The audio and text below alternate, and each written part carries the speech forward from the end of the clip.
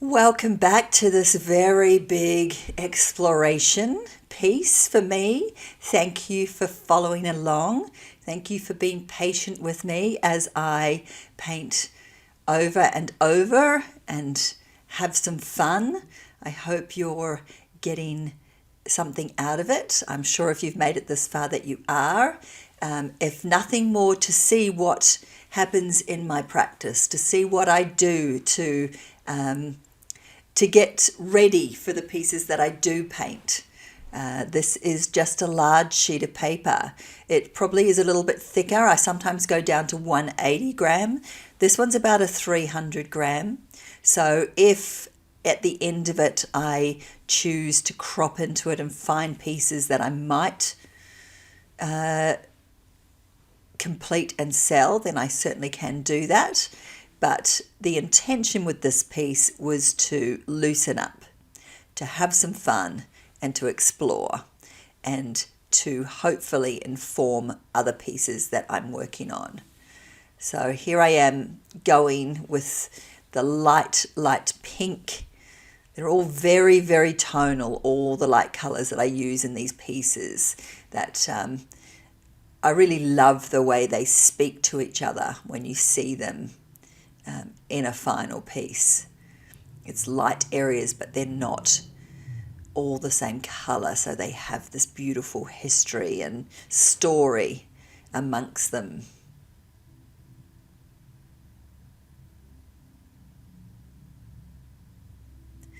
I'm wanting to bring a lot more grunge into my pieces, so that's very much part of this exploration as well. I don't want it to be too perfect. I want it to have a roughness about it. I want it to feel like I want to feel in life, which is free. I like my life to be not ordered. I like to, I guess, push against the rules a little bit. And I want that to be in my work. If it feels too tidy, then I know I'm not letting go enough. I know I need to get freer. I need to change my brushes up. If you have a look at that pink area that I just painted on up in the top left-hand corner, you'll see lots of black and dark areas underneath that are just showing through a little bit. I love those peeks into what was there. There never is a waste of paint for me. I love the covering up and what doesn't get covered up with some of the transparent layers. I love the surprises that you can get coming over with different colors and different shapes that then form. So it was all getting a bit light for me, so I've now got myself a quite a deep browny red. Just putting some shape back into this bottom area.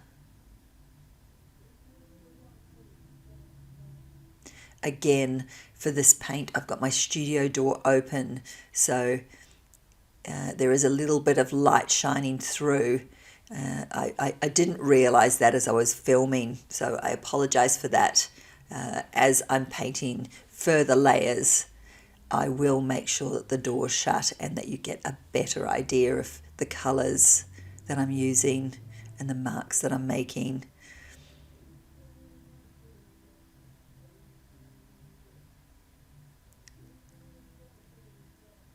There I am talking to, I think Ricky came in, was looking at whether it was recording or not.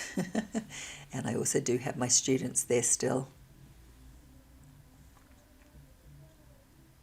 I love different brushes. I've got quite a flat, small brush in my hand at the moment, which gives a whole different mark and mark quality about it.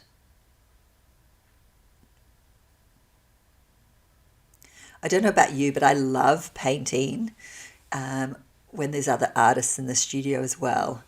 It's fun just to talk and laugh and tell stories and talk about other things, things that get your mind off painting. It's always good.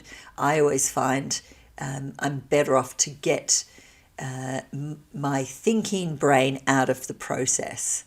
And one really fun way of doing that is painting with others. So opening my studio up and having other artists there is something that I really enjoy. I'm grateful that I have a space that I'm able to do that in. It hasn't always been that way. I did used to paint out of my garage, and it was small, and yeah, it was good to have that space, but it's so much nicer to not have to clean up every time I paint something. Really enjoying a lot of those earthy tones together. It's got a feel of nature about it, a feel of the earth, which is my big love, is putting my thoughts about the planet and what we're doing to the planet in my work. So it's not surprising that that does come through in the palettes that I use and in the shapes that I use.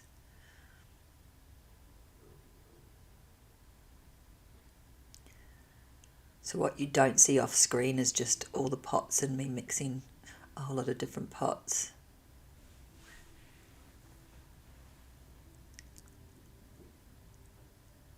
I'm really not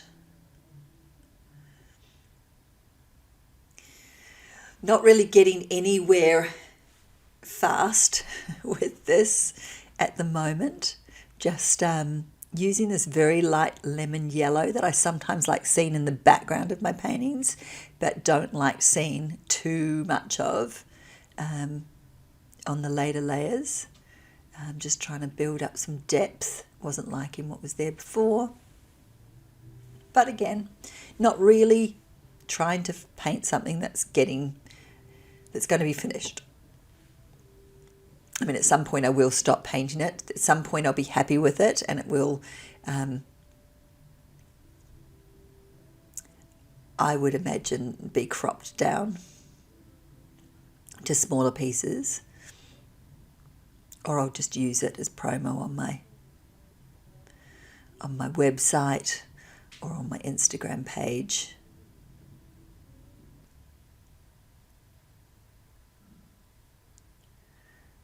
There you'll see that I've now I've added into that lemon yellow, or that very pale yellow, and it will look quite nice with this slightly more greeny colour in it.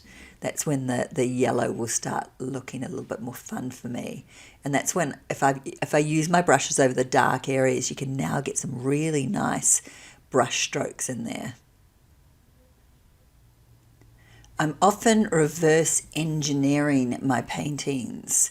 If I've got those dark areas, I know that the colours, the strokes that I make with the brush will come up so nicely when I paint a lighter colour over the top, and vice versa.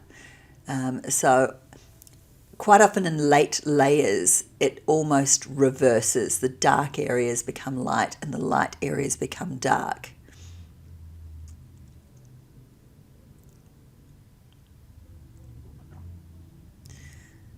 I'm enjoying that gold colour that I've made up. It really goes well with all the greens and pinks.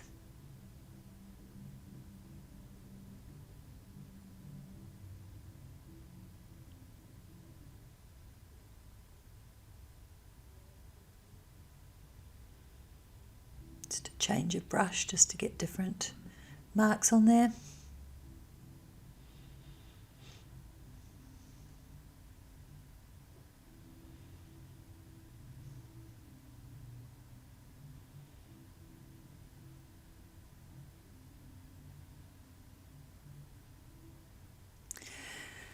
So if you're enjoying my process, and if you notice I use a lot of bright colors, but I also paint with a lot of mud, I do have a free online abstract workshop coming up called Mud to Magic.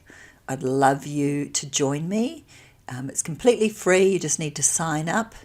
I think there'd be a link with this video, or you can go onto my website and sign up through my website. Yes, that's coming out up in August. It's just me showing how I use mud to my advantage and make other colours really sing with it. I think mud's a very essential part of my process that I enjoy, but I know that that's not the same for every artist, so I hope to give you some clues as to how I work with it.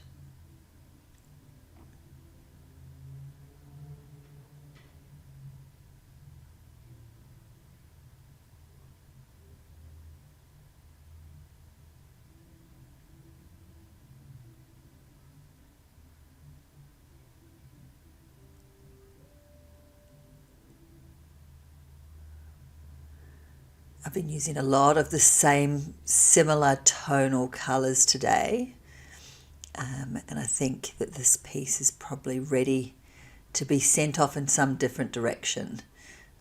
And yes, here I've grabbed the spray can. I wanted to give myself something else to respond to, and I love getting a little bit of spray happening on my pieces. Gives a whole different kind of grungy feel about them. I'm always looking for a good fluoro colour in a spray can, not always easy to find.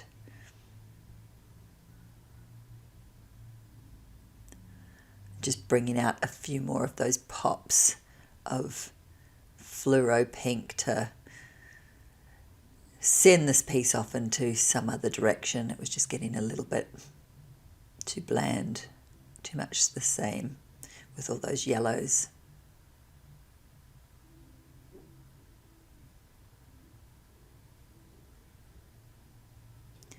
And as you see, when I put something onto the canvas, I try and work it in a few areas so it doesn't feel like it's just in one. And I'm going to need for this to dry a little bit. It's a very transparent colour, that fluoro pink, so you can still see a lot of the marks underneath it, but it just helps to send it somewhere else. The yellows weren't getting anywhere for me that I really wanted this piece to go, at least not completely, so this helps me defocus on that and focus on something else. I love bringing in pops of colour to do that. And then I'll need for this to dry before I come over it with another layer. So I hope you'll continue to follow along with this large practice piece. I hope you're enjoying it, and I hope you'll comment and share with anyone that you think might enjoy it, and subscribe.